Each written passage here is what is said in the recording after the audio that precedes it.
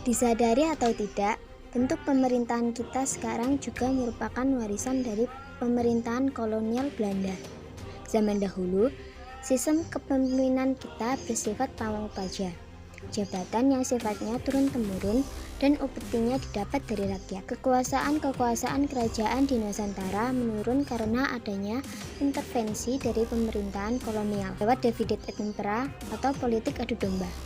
Melalui divide et impera, pemerintahan kolonial Belanda kemudian berhasil mempengaruhi penguasa di daerah untuk tunduk terhadap kekuasaannya.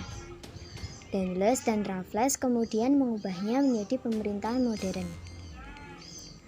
Berhasil membuat penguasa daerah tunduk, berarti juga dapat mengatur beberapa kebijakan baru. Berikut ini pembaruan bidang politik dan administrasi pemerintahan pada masa Gubernur Jenderal Daendels. 1. Membagi wilayah Hindia Belanda, khususnya Jawa, menjadi 9 prefektur dan 30 regenskap. 2. Tiap prefektur dipimpin oleh prefek yang merupakan orang Eropa, sedangkan tiap regenskap dipimpin bupati yang berasal dari orang pribumi bangsawan. 3. Prefektur dan regen berada di bawah gubernur jenderal yang berkedudukan sebagai pemimpin tertinggi pemerintahan kolonial Belanda.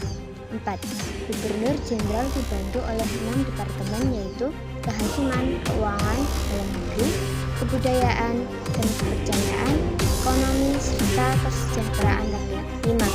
Perubahan dalam politik pemerintahan kembali terjadi akibat kebijakan politik Pak Nederlandika di akhir abad 19 menuju awal abad 20. Pak Nederlandika adalah perubahan sistem pemerintahan dari administrasi tradisional ke sistem administrasi modern.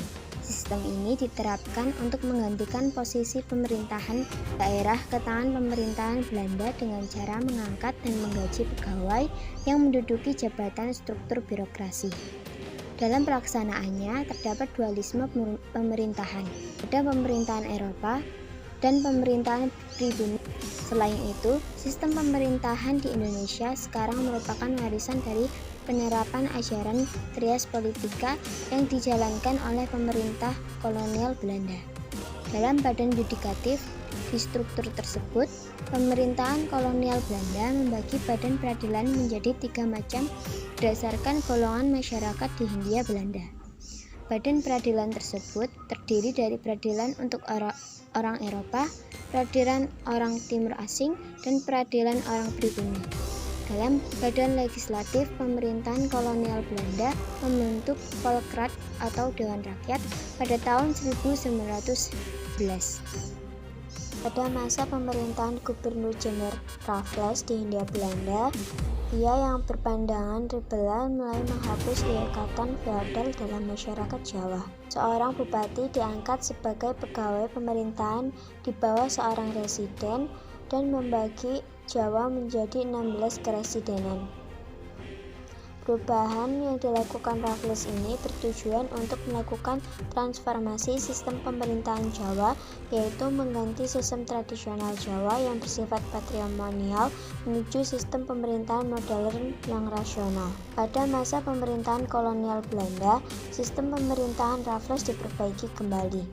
Di samping itu, untuk menyatukan seluruh wilayah Hindia Belanda, kolonial Belanda melakukan politik pasifikasi kewilayahan di Aceh, Sumatera Barat, Jawa, Kalimantan, Sulawesi, Sunda Kecil, Maluku, dan Papua. Menyatuan seluruh wilayah Hindia Belanda, bersatunya Hindia Belanda ini dikenal dengan Pak Nederlandika. Masa setelah itu, wilayah Hindia Belanda telah stabil di bawah kekuasaan Hindia Belanda.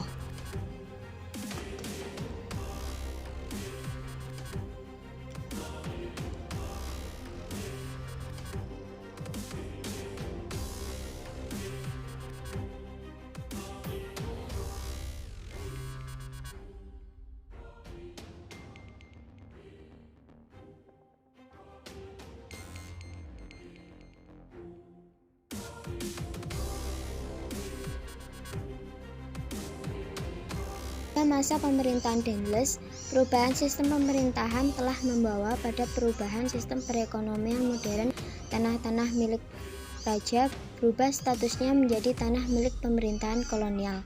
Untuk membiayai keperluan pemerintahan yang sedang berlangsung saat itu, pemerintahan kolonial Belanda mendapatkan uang dari penjualan hasil bumi dari para petani berupa pajak. Petani pun harus menjual hasil bumi dengan harga yang telah ditetapkan. Pembangunan jalan raya pos yang menghubungkan Anyer sampai Panarukan berkaitan dengan permasalahan politik yang sedang menimpa pemerintahan. Tindakan Dendels ini mendapatkan pujian dari Menteri Penjajahan karena mengurangi pengeluaran pemerintahan karena dilakukan dengan kerja rutin. Pada masa Raffles terjadi perubahan sistem kepemilikan tanah dari tanah raja dan penguasa lokal ke pemerintahan. Hal ini yang menyebabkan terjadinya perubahan hubungan-hubungan yang bersifat komersial. Sistem ini telah membuka kemerdekaan ekonomi yang didukung oleh kapasitas hukum usaha. Perdagangan bebas pun mulai dilakukan. Sejak itulah sistem kegiatan ekonomi uang di desa-desa Jawa dan daerah lainnya di Hindia Belanda yang semulanya sistem ekonomi swadaya berubah menjadi sistem ekonomi komersial. Setelah pemerintahan Raffles berakhir, diganti dengan pemerintahan Hindia Belanda, ekonomi uang terus berkembang. Perkembangan ini didukung oleh perkembangan di bidang perbankan. Di Javanese Bank merupakan bank pertama yang didirikan di Batavia pada tanggal 24 Januari 1828. Selanjutnya adalah bangkitnya kehidupan perekonomian akibat pembangunan Jalan Raya Anyer Panarukan. Keberadaan infrastruktur jalan didukung oleh jaringan transportasi khususnya kereta api yang muncul berkembang pada masa sistem tanam paksa. Jaringan kereta api muncul dan berkembang di Hindia Belanda sebagai sarana pengantar hasil perkebunan yang ada di Hindia Belanda serta transportasi masyarakat. Muncul juga pelabuhan-pelabuhan sebagai penghubung antar pulau.